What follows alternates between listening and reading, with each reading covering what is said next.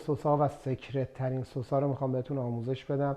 هیچکی به کسی یاد نمیده، اما اینو شما یاد بگیرید، به غذاهاتون بزنید، البته به کباباتون جادو میکنه. اینو داشته باشید. کره آب شده حیوانیه. این از اینو میذاریم کنار. بریم سراغ مواد اولیه.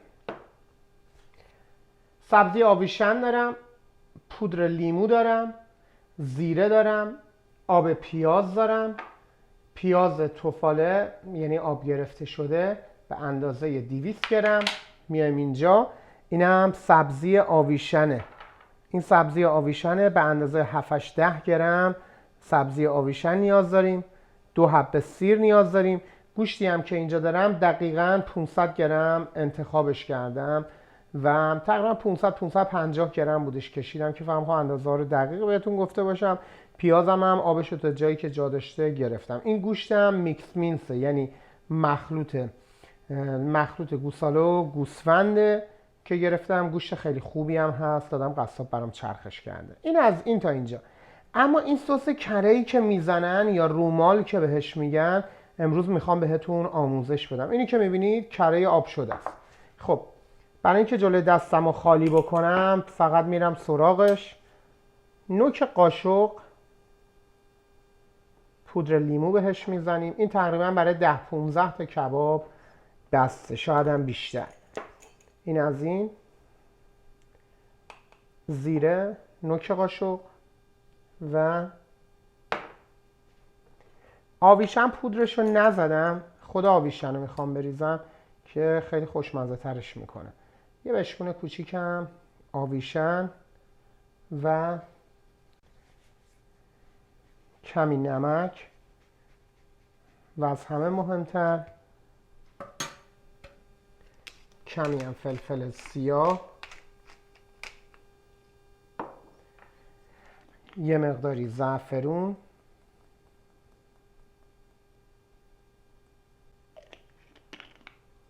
و یه تکونه کوچیک بهش میدم و مهمتر از همه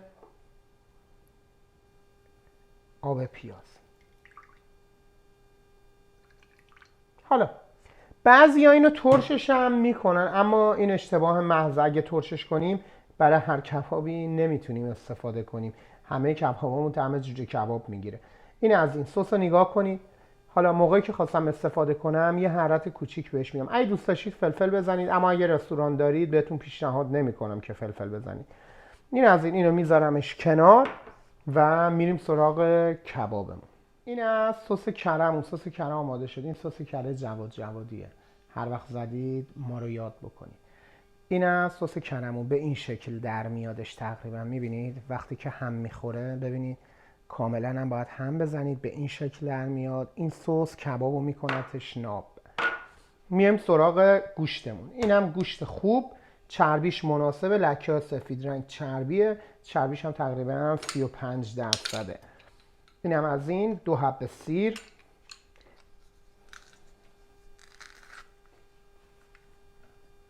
این چاقو رو هم میبینید، چاقو خودمه، چاقو یاکوزا. لینکش هم پایین فیلم میذارم. اگه یه چاقو برای تمام عمرتون میخواید چاقو تیز استفاده کنید، یه دونه اینا داشته باشید، حالشو میبرید. من به خیلی‌ها تو کانادا و امریکا و اروپا فروختم، حتی به ایران فکر میکنم 40-50 تا هم به ایران فروخته باشم. اما اینا هم جنبه یادگاری داره، هم کسایی که میخوان پیجمون رو ساپورت بکنن میگیرن و یه چاقو هم دارن برای تمام عمرشون. میریم سراغ نمک. نمک برای نیم کیلو گوشت همیشه بهتون گفتم نصف قاشق چایخوری هم نمک میخواد. نمک یه مقدارش هم روی پیاز میریزم. اینم از پیازم. پیاز رو به گوشت اضافه میکنم. پیازم رو قبلا آبش رو گرفتم، البته خشکم نیستش. حالا آویشنا رو به این شکل ببینید. آویشنا رو به این شکل جدا میکنم، ساقه های بزرگشو، و گوشتم رو کاردیش میکنم. حالا کاردی که یه سریا دوچرخش میکنن، اما برای کبابی که سایزش بزرگه به نظر من دوچرخ و 3 چرخ کردن اشتباهه. اگه بکوبیم نتیجه بهتری میده. یعنی چی؟ یعنی اینکه گوشتمون دیگه سوسیسی نمیشه. این از این. و به این شکل به این شکل شروع میکنم اینو کوبیدن. البته برای اینکه وقت فیلمو دیگه زیاد نگیرم سبزیامو پاک میکنم به این شکل دونه دونه. اینا رو از باغچه خودم در آوردم، پاک میکنم روش میریزم و میکوبم و میریم سراغ سیخ گرفتنش. بافت گوشتم یه دست شده کاملا. حالا وقت فلفل سیاهه. فلفل سیاه درشتم میزنیم وقتی که خورده شد تو دهن مزش آزاد بشه، اما فلفل قرمز دیگه بهش نمیزنیم. فلفل سیاه چقدر میزنیم؟ به اندازه تقریبا نصف قاشق چای خوری. این یه مقداری اون طعم فلفل سیاه توش زیاده. این از این. خب گوشتمون آماده است. من یه چنگ دیگه بهش بزنم و تمام. این از این. فقط میخوام در مورد سیخ بهتون یه چیزی بگم. میگیری از من خودم، اینم زندگی ماست دیگه، منم و خانومم با هم دیگه فیلم درست میکنیم. اما اینو میخوام در مورد خانومم بهتون بگم. آخرین سرتیفیکیت آشپزی استرالیا رو داره. وقتی هم نظر میده یه نظر درست میده، نظر قطعی میده و به عنوان یه شف هم کارشو قبول دارم. ازم یه چای بعد فیلم توای ما رو داشته باش تعریف کردم. خب این از این. این سیخو اگه تو استرالیا هستید، من رفتم از بانیس خریدمش و اینجوری نوکش گرد نبود. اینا رو اینجا برای کار ساختمونی استفاده میکنن. آوردم با سنگ برش خودم بریدم و سندش زدم و به این شکل در اومدش.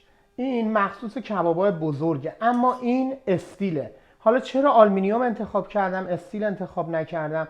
قدیما همه سیخ‌ها آلومینیومی بود، ولی بدی سیخ‌های آلومینیومی این بود که حرارت رو انتقال میداد، یه مقدارم گوشت در روش سخت کنده میشد. اما من همینو نیاز دارم، چون میخوام کباب وزن سنگین بزنم آلومینیومی گرفتم که کبابم از روش نریزه. این تا اینجا. حالا این کباب یه مقداری سیخ کردنش سخته. اینم به 2 تیکه در میاریم به این شکل.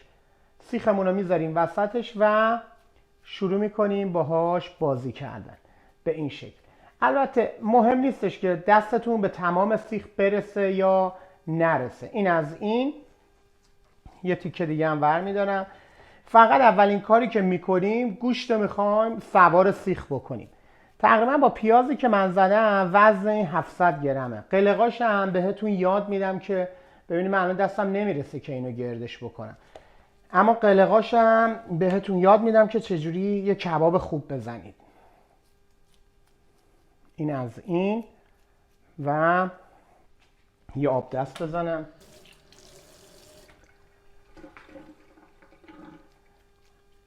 فقط سعی میکنم که گوشت رو یه تیکش بکنم. یعنی چی؟ گوشت صاف بشه رو تمام سیخ. ببینید الان کناره هاشو. حالا اینا رو هم بهتون یاد میدم. حالا میایم لبه گیری برای سیخ‌های پهن. از نزدیک میگیری، ببینید از بغل بازه دیگه. میریم برای لبه گیری. با انگشت نوکا رو میبندیم، میریم جلو همینجوری تا به انتها برسیم. این از این. لبه های این ور رو کشتم. حالا میایم سراغ لبه های این ور. این ورم لبه گیری میکنیم و حالا من اینو کاملا صافش میکنم، زیر سریامو میارم و میریم سراغ کاردی کردنش. حالا اینو دو طرفش رو دیدید به همون شکل همه رو بستم و یه دستش کردم. حتی اگه کباب سیخ زدن هم بلد نباشید این کباب رو میتونید درست کنید. حالا میریم سراغ کاردی کردنش. برای کاردی کردنش به این شکل به صورت اوریب از کورنر از این گوشه شروع میکنیم، با دست فشار میدیم. هر آن که دیدید سیختون داره میچسبه یعنی که چربی گرفته، یا چربیشو جمع میکنید یا اینکه سیختون رو قسمتش رو عوض میکنید. به این شکل شروع میکنیم بافت زدن. اما اگه خیلی هم ریز باشه موقعی که پخته میشه از بین میره و زیاد قشنگ نمیشه شکل و فرم کبابمون. این از این. خب حالا دقیقا همین کار رو برعکسش رو انجام میدم. به این شکل از این کورنر شروع میکنم تا به انتها میرم. این از این. و داشتی تا اینجا هیچ کاری نداره زدن و درست کردنش. مهم طعم سازی کردنشه. اینو باید طعم سازی کنیم. یه حرارت ملایم هم باید بپزیم که وزن کبابمون زیاده. ببینید این از این و اینم از اینم از کبابمون. میبینید کباب کوبیده مال ایرانه، مال جای دیگه نیستش که. ما بهترینش هم درست میکنیم و خوشمزه ترینش. این از این. حالا دیگه میرم باقیشو پای گاز. سس کره عزیزم کنارمه و این کباب رو آماده میکنم و برمیگردم. این از کبابمون، داریم بادش میزنیم و یه مقداری هم فاصلهش رو با سد زیاد کردم. یه 3 تا تیکه مرغم روش زدم که نگینی بیفته. به هر حال باید تو پختنش خیلی دقت بکنید. 50% کار زدنشه و 50% هم پختنشه. کبابای بزرگ پختنش یه مهارت خاصی میخواد.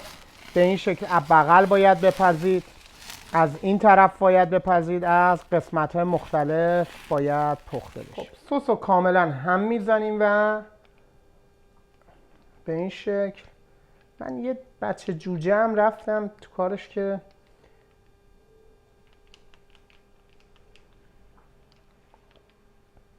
اینم از این. سس رو باید کاملا هم بزنید که ادویه هاش روی گوشت بیادش. این از این، این هم از این. کامل تمام شد.